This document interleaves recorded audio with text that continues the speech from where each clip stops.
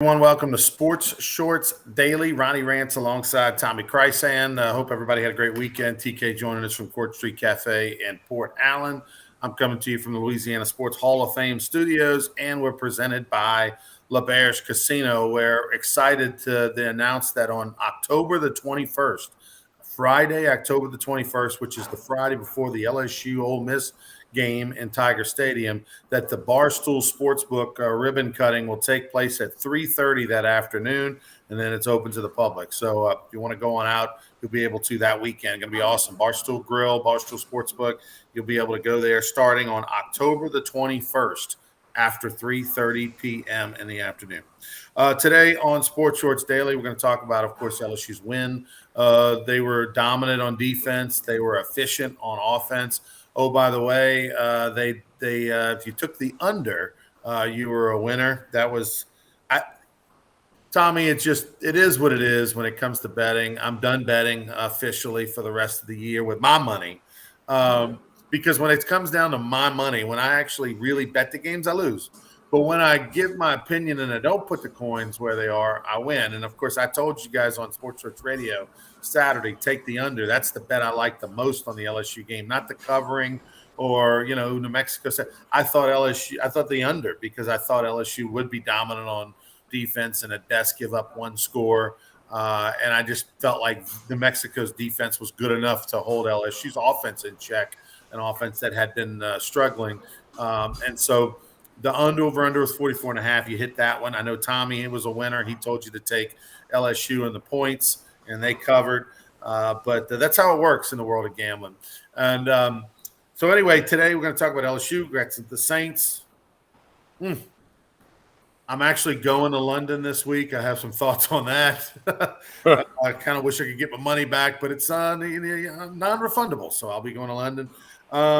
Also, baseball for you baseball fans. This was a great week. We'll get TK's reaction to Albert Pujols hitting number 700. And oh, by the way, the fan is keeping the ball. How much will it be worth? That'll be interesting to see.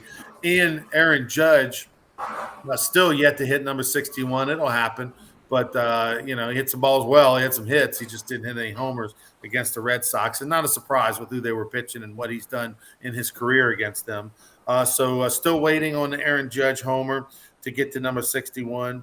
Also in another big-time coach was fired over the weekend. Jeff Collins for Georgia Tech. He's let go. That now makes 3 head coaches, Scott Frost in Nebraska, Herm Edwards at Arizona State. There's now 3 openings. And, oh, by the way, an interesting name has already just sort of surfaced on social media on who might replace Jeff Collins at Georgia Tech. We'll give you that name. It's a name you know for sure.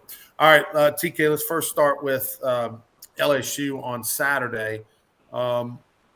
Obviously, the gamblers, the bookies, the country – gave a lot of credit to LSU beating New Mexico 38-0 because they're a heavy favorite now on the road at Auburn, a team that just won, even though they shouldn't have. They won against Missouri.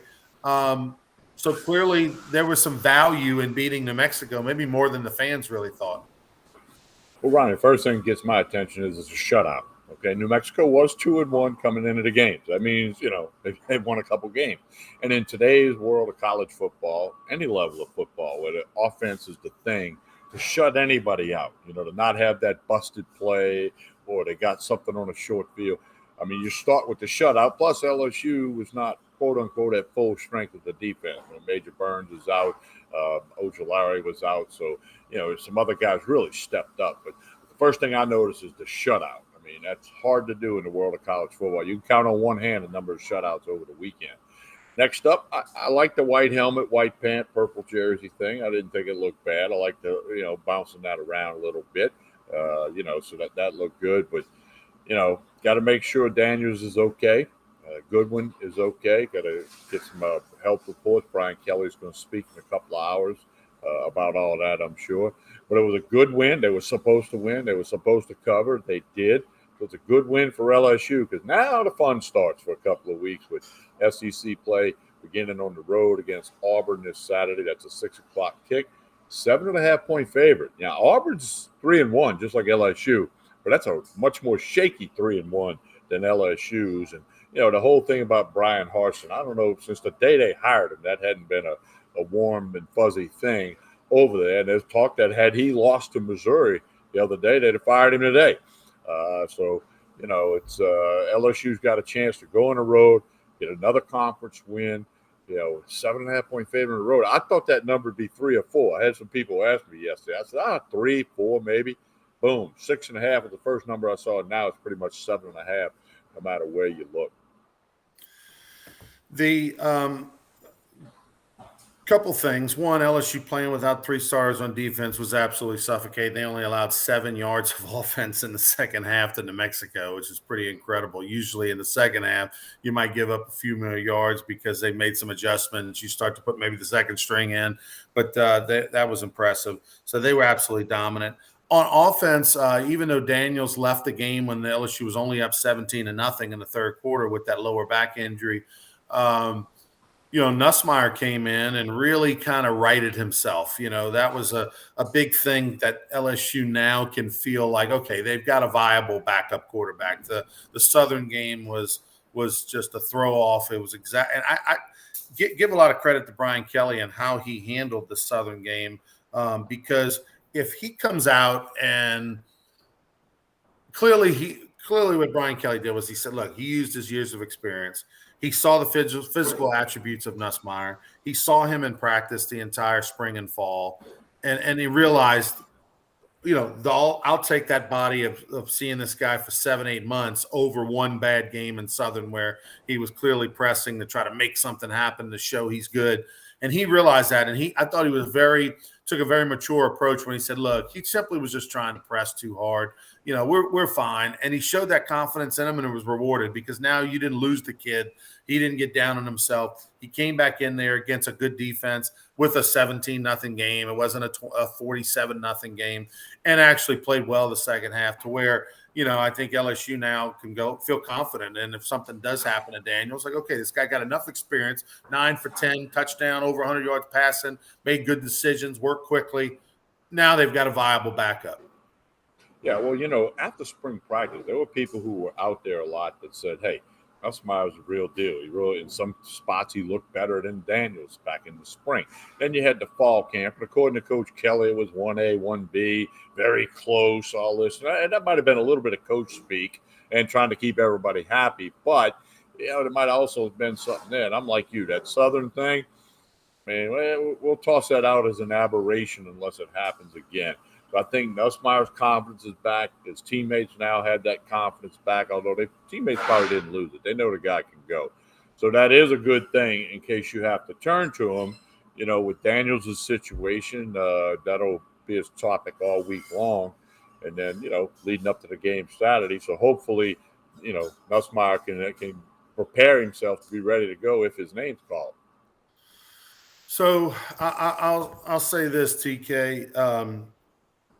I thought LSU's performance, they couldn't have done any better, right? I mean, defensively, they were dominant. Offensively, they showed improvement. The tempo was what you see. People always say all the time with Daniels, like, well, why don't they just go 2-minute offense? Because clearly when they do that the run pass option is wide open. And they did that. They snapped the ball consistently with 15 to 20 seconds left on the play clock. And they went with that up tempo, which I think he looked much more comfortable in. He took less bigger shots, fewer little shots.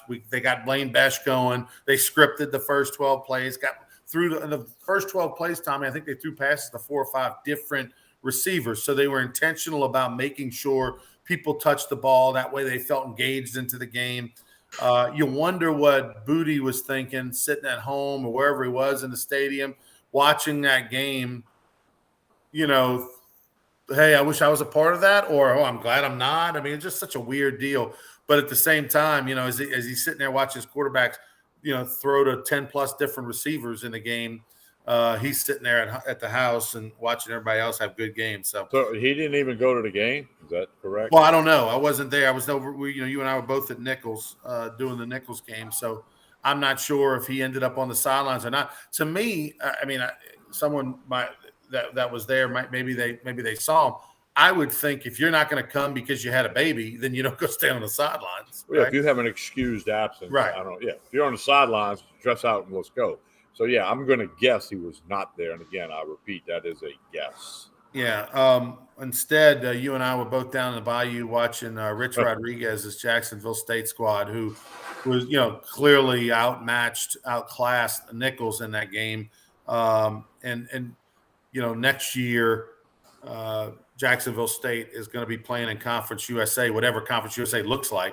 Next year, they'll actually be up in there. But good to see Rich Rodriguez back coaching. I'll tell you what, Tommy, if they're already 4-1 as Jacksonville State, if they end up going on and having some sort of 10-2 record, Rich Rodriguez may not be the coach of Jacksonville State next year. Somebody. He's going to get another opportunity. Yeah. I really believe that. Now that he's been cleared of all that stuff at Arizona off the field. Yeah, so I would think he ends up somewhere. And heck, there's 3 Power 5 jobs open now. There's going to be other jobs that are going to come open, no question about that. Rachel asking, how long is his paternity leave? 1 game? Does he get to go to practice this week? Well, they put that in the MLB and the NFL. I don't think it's in college football, Rachel. But, Rachel, I get where you're coming from. It's going to be curious to see if Brian Kelly today says, okay, Booty will be back at practice today. By the way, can't get enough of Rachel's picture there for her. Got Prince on stilts behind her with her and her husband. Oh, that's from the greatest birthday party I ever attended. That's right. I'm serious. Absolutely, it was. If everybody, I've never been to a better birthday party, and you never will, man. It was awesome. Well, I'm thinking when you turn 60, we're going to top that. Yeah, we got to top that. We got a lot. No, let's do 55. Like you can get Van Halen there. I can't drive 55. Let's see if my mom's willing to write that check again. I don't know. I'll talk to Miss Janet. I might have to put in a word there. Well, please do. That'd be awesome. So, all right. So what happened to the line? It opened up. LSU was a 6.5-point favorite over Auburn, and then quickly went all the way to 8. They became an 8-point favorite. Now this morning it's settled at around 7.5. Who knows where it goes the rest of the week? What are the gamblers seeing? You just have an Auburn team at home, just came off of a win. This is a series where games are traditionally 1-score type games. Why that line jump? I don't know. Is it because of the LSU defensive performance, knowing they had a couple of starters out, albeit New Mexico? But I think that they just realized Auburn's not a good football team. Now, the hot number 7, okay, the spread 7, that's the hottest thing. And then you get into buying a half a point up, down, depending on who you're betting on. That's a talking point. That really makes people think, as opposed to 6 or 8. Okay, so if you get in between there, then you start thinking. But Ronnie, you pose a good question. What's going on here? They're right more than they're wrong with these kind of things. And, my early call would be that LSU covers that. Now, I got plenty of time to decide if, that would be where I'd still be this weekend. Stephen getting critical there, saying nitpicking, but Daniels taking multiple when targets were open wasn't good to see. Look, I think that we just have to get used to that. If you're watching Daniels, this is now his 4th year as a quarterback. He is who he is, right? He's not going to change. He's not going to change, and it's a different kind of offense and a different type of mentality when he's in there versus somebody else, maybe even there versus Nussmeier. I have no problem with it because I do think at this moment he's our best option. Talking about LSU, hey, he's going to basically look for 2 people, and if he's not there, tuck it and run. The one thing that I want to see though is when 7 is on the field, when Booty is on the field, look for him. Make sure that of your 1 or 2 options. If you're only going to look at 2 receivers and then tuck it and run, make sure 7 is number 1 or number 2. That's all I ask. Why wouldn't you? And I'd rather see him force it to 7 than not throw it, quite honestly. Well, isn't he the leading rusher on the team? I think he is. Yeah. So, that's what he did at Arizona State. He tucked it and went, and that's what LSU fans are going to have to get used to. And, I think he is a guy you continue to coach up, and hopefully he can keep getting better because of the coaching staff and his teammates each and every week as he goes on, as opposed to 2019 when you just told Joe Burrow what the game time was. You didn't have to tell him anything else. So I think it's a work in progress, and so far so good. And I'm not real worried about the tucking the ball and go. If he tucks the ball and goes, okay, and picks up 10, 12 yards, that's I'll trade that off for a possible incompletion or a possible interception. Now, the problem is if he doesn't read his progressions, he takes the sack, or he knocks you out of field goal position, or he puts you behind the chains for a 3rd and long. So, all of that's got to be, that football IQ that he's got to manage. Let's move on. Jeff Collins gets fired at Georgia Tech, Tommy. Okay, they've looked awful, and that's not a big surprise. But being the 3rd coach fired is right behind Frost and Herm Edwards. But how about this? The name the first one that's just popped up, and it doesn't mean that it's going to happen, but it's going to happen sooner or later, is Deion Sanders. Deion Sanders is a name that's come up. Think about it. You put Deion in Atlanta and allow him, the favored son, so to speak, to, played for the Braves, played for the Falcons, beloved in that area, played at Florida State, not far away. You put him in Atlanta and allow him to recruit nationally, for that matter, and bring recruits into Atlanta and be able to get all the NIL deals because of his star status and who he is as a promoter. To me, he's just if you want to get a quick fix and you want transfers in a transfer portal and people to take notice of Georgia Tech, this is the direction you go. And I think if you look at Jackson State and what's happened to that program and how much talent they've accumulated there and how good they've gotten and what's happened around that program and how much he's done for that program, if somebody's willing to if Georgia Tech is willing to let the circus come to town, because it would be a circus, right, with Deion there from a standpoint of all the attention and all the talking heads around the country. If you're willing to sort of be under the microscope like that, if you want to, he's the answer if you want to change the culture of your football program at Georgia Tech.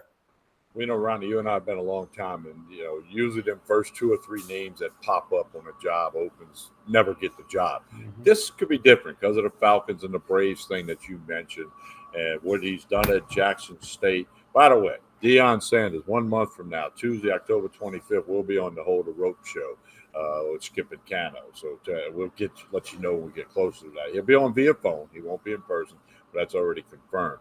But no, I think that's a slam dunk. If Georgia Tech wants to be put on the map instantly with every major platform in some sports world talking about the Ramblin' Wreck of Georgia Tech, that would be the splash hire of the century. And then, like you said, Ronnie, the NIL that he could help whip up, the transfer portal, bring a couple of them good players from Jackson State who rolled again this weekend over somebody. It's almost like, okay, sounds good. Let's see. Now, I would think Deion Sanders would have an interest in that.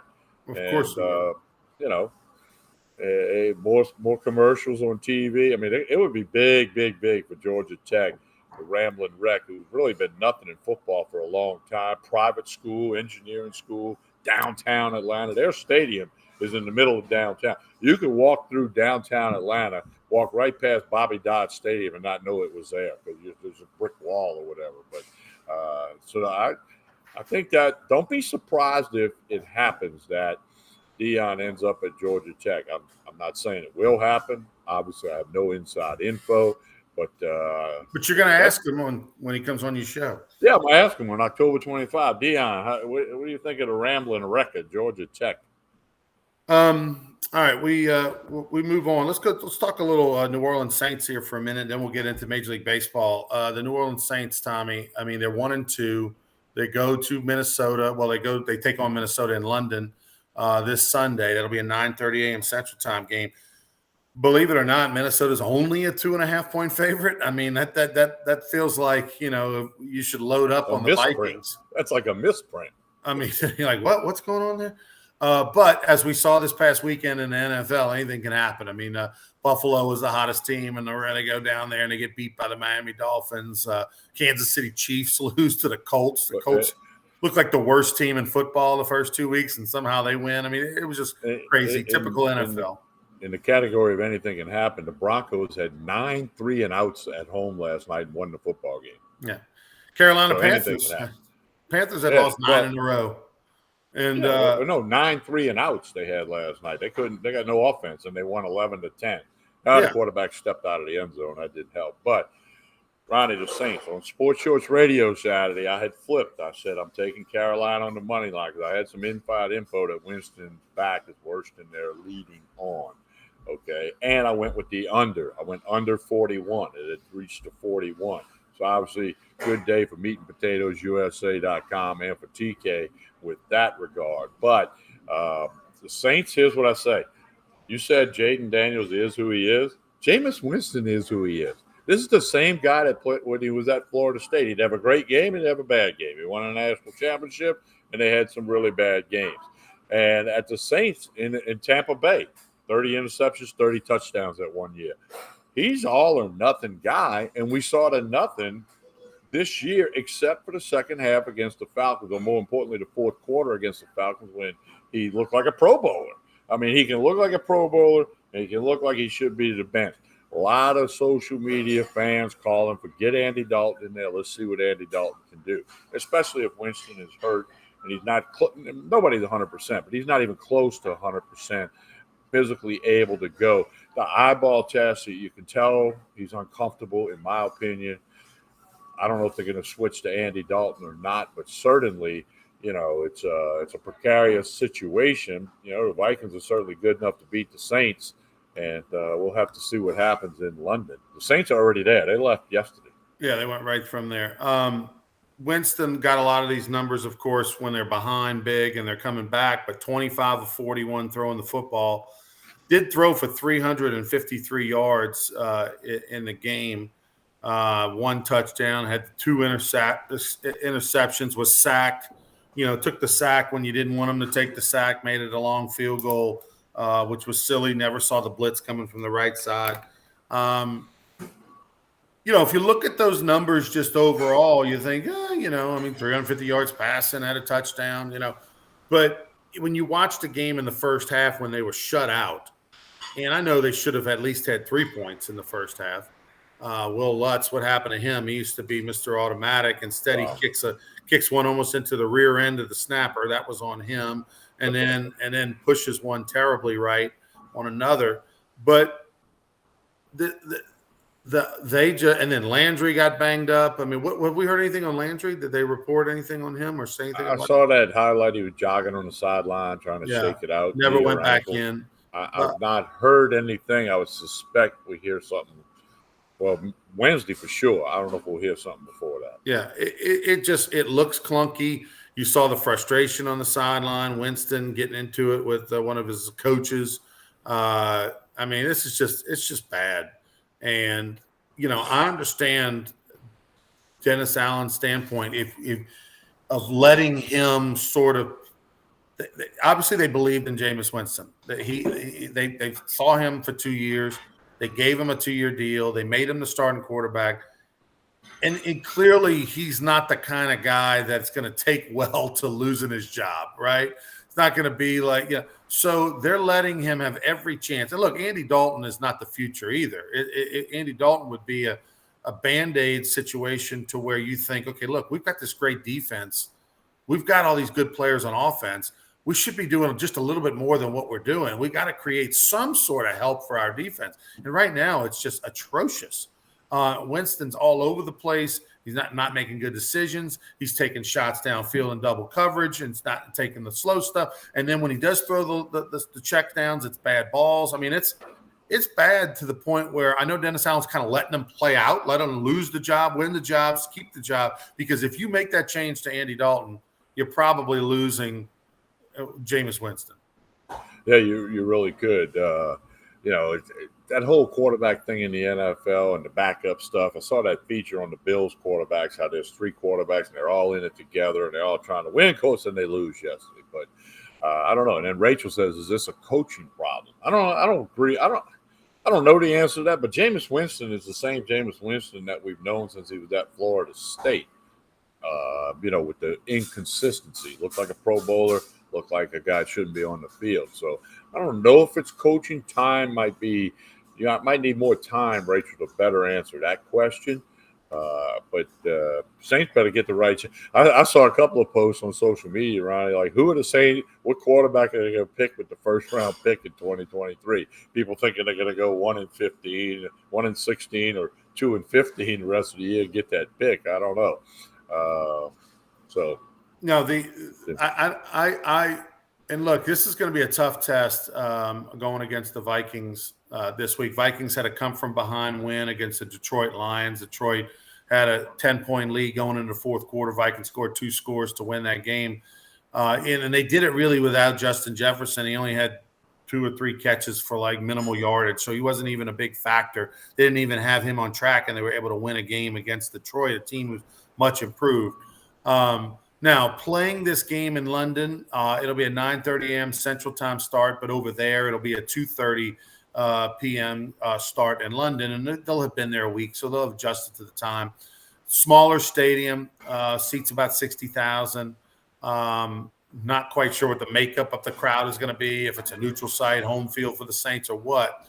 But, I mean, is it too early to call this a must-win, Tommy? No, not at all. I mean, this is a Saints home game that they gave up for this London trip. I don't know how many Saints fans are going to be there. You're going to be there. Hunter McCann's going to be there. That's it. 2 that I know are going to be there. But we'll have to wait and see on that. But, yeah, you can't lose this one, you know, and you know, you could put yourself into a downward spiral. Well, everybody looks at quarters when you talk, you know, with the NFL with now 17 games, which started last year. You know, you go by quarters, you know, 4-game sections, and you always put the last 5 together because of the playoffs. You want to be 3-1 ideally. If you go 3-1 in every one, you're going to win your division and probably maybe go on the road and play a Thursday night game against the Cardinals. You don't know what kind of Cardinals team you're going to get. And then you got the 0-3 Raiders. So that's your next 4 coming up, which, you know, again, 2-2. If you can get the next 4-game stretch, 2-2, or maybe 3-1 there, you can get right back on it. But if all of a sudden you're 1-3, then that means, Tommy, you got to have a 4-game stretch where you go 3-1, and that's hard to do in the NFL. Based on what we've seen, you know, everybody is fair game. Anybody can win, everybody can lose in this league. And I don't care what the records say. And so unless you're a stud team, you know, I give Buffalo a little pass. They went on the road. They took on. You know, I give Buffalo a little pass. They went on the road. They took on a 2-0 team on the road in their home stadium. It wasn't like they went and lost, you know, on the road in Vegas or something. So I'll give Buffalo a little pass on that. Most teams don't go undefeated. I still believe in the Bills, but I mean, they've got to win this game. If we have hopes of them getting to 10 wins, and 10 wins is sort of the magic number to really have a chance of making that playoffs, you got to start accumulating wins and getting to 10 some kind of way. You got to go 2-2 in the first 4. Well, this sounds simplistic and very obvious, but 2-2 is a whole lot better than 1-3, especially as you put, we're in the first quarter of the season. So they got to figure out a way to be flying home with a W. No question about that. Jamie asking, when should we put the red rifle in? I don't think you put the red rifle in until you made the decision that Jameis Winston's not your guy. Like, you know, once you make that move, unless he's hurt, unless you make that move, because you've now given up on Jameis Winston and said, okay, well, we know he can't be the guy. And until you 100% know that in your gut, then you don't put the red rifle in. Let's talk a little baseball for a minute, Tommy. Albert Pujols, home run number 700. And why do I like the fact that the fan kept the ball? Huh? That's a great thing. Yeah, well, he hit 699 and 700 Friday night in a route out in L.A. in Dodger Stadium. And 700, only the 4th guy to do it. And I don't count Barry Bonds. That's my personal opinion. So you got Henry Aaron, Babe Ruth, and now Albert Pujols with 700 home runs. I don't think we're going to see anybody else get to 700. Nobody's going to play as long with the money they make now. I just don't. I think we're seeing the last time in our lifetime that somebody reaches 700. It's like we're never going to see a 30-game winner anymore in baseball. We're barely going to see 20-game winners now, the benchmark, but for pitchers. But No, it was quite a thing. Albert Pujols, at his age, to do what he's done actually in the last 6, 7 weeks, carried the Cardinals. They'll be in the playoffs. It's a remarkable story for a guy that's been great on the field, great off the field, and absolute Hall of Famer, no doubt about that. So you think that because guys are now making so much money that they'll elect to retire earlier than before? Well, and then injuries like Trout got all the back problems, and these people 700. That's a long, long. I mean, you got guys would have to hit 40 home runs for 15 years and wouldn't get to 700. I mean, I just don't see it happen. The pitching's better. You got your specialist. You got your seventh inning guy, your eighth inning guy, your ninth inning guy. You got your opener. I just don't see anybody else getting to 700 in baseball anymore. That's in my opinion, just for lots of reasons. But it was great to see Albert Pujols do it, and in a Cardinal uniform where he was a World Series champion, and he spent the first 9-10 years of his career, whatever it was. And he's going to retire after this year. So enjoy him in the playoffs. And if you watch, you right-handed batters, a chest view of Albert Pujols' swing, he might have one of the best swings in baseball from the right side as far as balance and follow through and all that stuff. Yeah, and Molina as well, right? Hanging it up. I mean, my goodness. Him and Wainwright. I mean, the Cardinals are going to be different looking franchise. Well, but they've been a great franchise for a long time. They'll figure it out. But Yadi Molina and Wainwright and Pujols. Hey, anything can happen when you get to the playoffs. I'm just saying. The one thing I'll say about I don't know if someone will hit 700 again. I kind of have a feeling that probably they will. I mean, records are meant to be broken and things like that.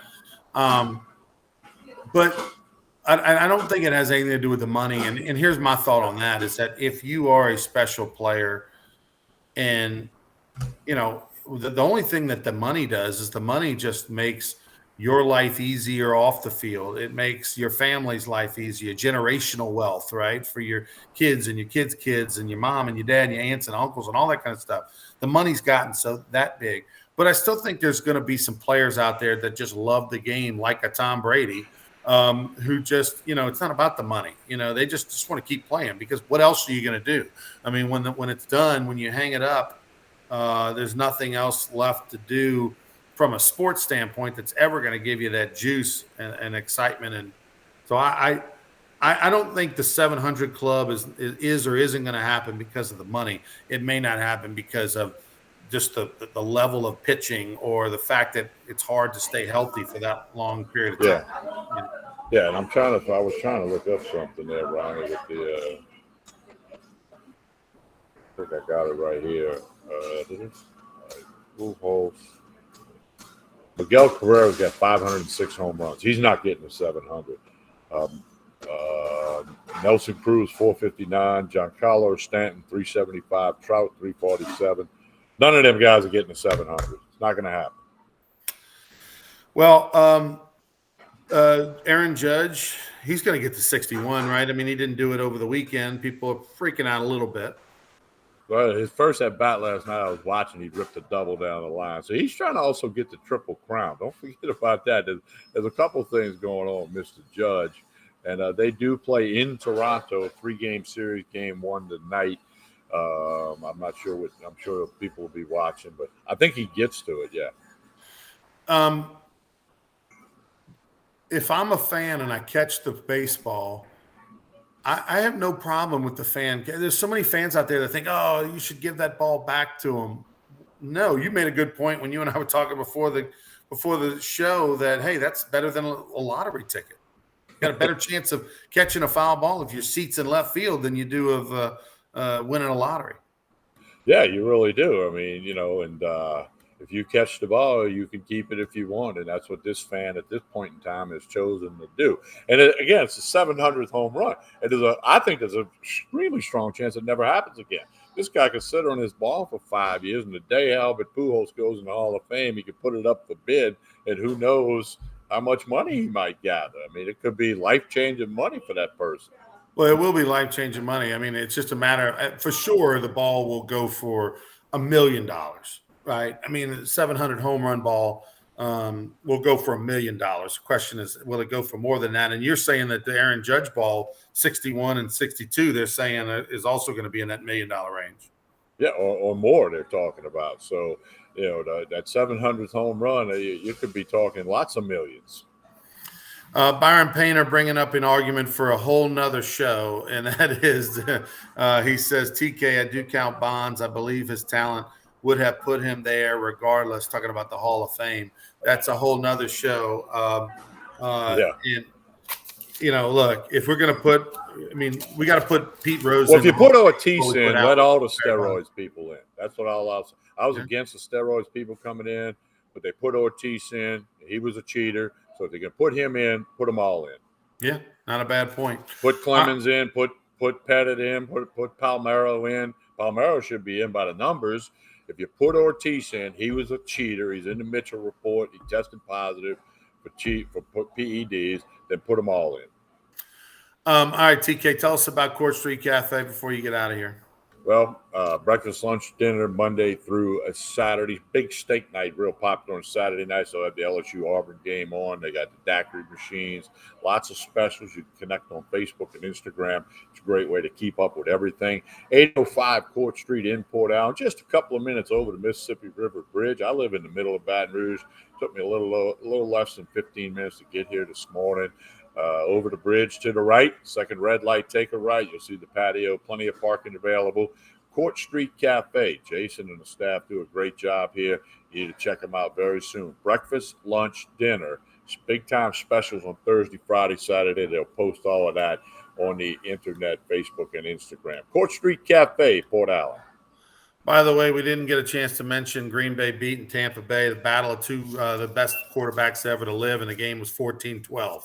That's so strange. And look, Green Bay for the second year in a row doing exactly what they did a year ago. They looked terrible in the first game. Aaron Rodgers looks terrible in the first game, and then they went on to have a great team, and they're doing the same thing. They looked terrible first game. Now they're 2-1 with a big win on the road in Tampa against Tom Brady. Tom Brady's got to be wondering what's going on with his offense. They have yet to hit, to get it going on track to the first. As far as scoring points, Brady's numbers were good. Had a bunch of completions, bunch of yards, but they couldn't run the football and just not getting points. Yeah, it was a tough game to watch with two Hall of Fame quarterbacks and combined for 26 points on the board. I mean, some people put up 26 points in less than a half. Hey, Ryan, do you want to mention the golf tournament coming up? Yeah, let's pop it in there. The Louisiana Sports Hall of Fame.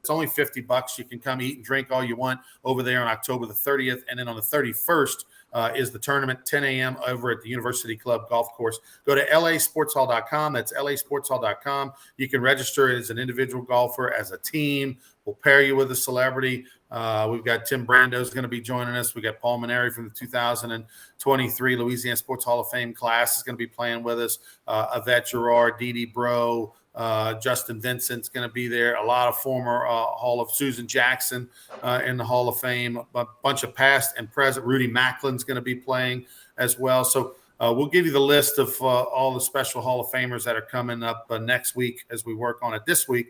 And also tonight, 6 o'clock, Gridiron Kickoff Auction. It's our quarterly fundraiser auction for the Louisiana Sports Hall of Fame. It goes live at 6 o'clock tonight.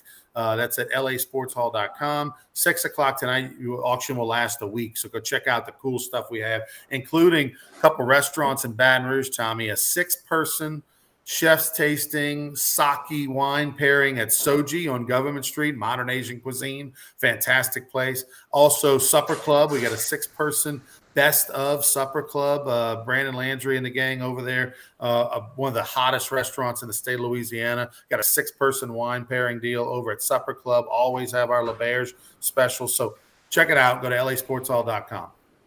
Hey, get me a flyer on that. We'll get that out there for you. Hey, So there we go. We're back on Wednesday and Thursday this week. Next two Sports Shorts Dailies are Wednesday and Thursday at approximately 9:30. Need you to subscribe to Sports Shorts Daily, hosted by Ronnie Rance. Don't forget, Hold the Rope tomorrow night on YouTube at 6 p.m. You're going to have Bill Franquez, Rooster Southall. Skip Bertman will be doing a book signing. So you'll have Cano, TK, Rooster Southall, and Bill Franquez all a part of Hold the Rope tomorrow night. All right, we'll see you on Wednesday, everybody. Until then, have a